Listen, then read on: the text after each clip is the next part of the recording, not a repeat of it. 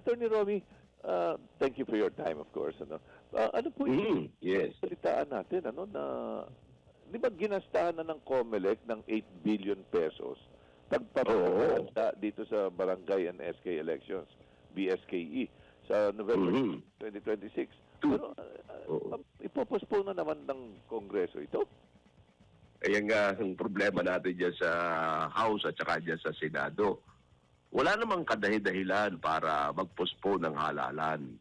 At wala namang dahilan para yung 8 billion na ginastosan ng COMELEC sa paghahanda ay mabaliwala. Kundi kapritsyo lamang ng ating mga politiko.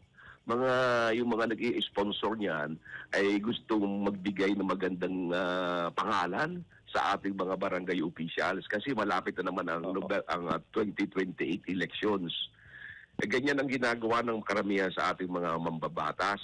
Lalo na yung mababa ang rating, kailangan nila magpasikat sa mga barangay officials. Katunayan, Jarius, alam mo, noong magkaroon ako ng... Ay siyempre, para nga naman sila ay dalahin o suportahan doon sa kanilang mga barangay sa darating na national and local elections sa 2028. Sa July, alam mo noong ako... sa May 2028. May 2028, oo. Pero pinapostpone nila yung barangay elections up to when? Hanggang November 2028.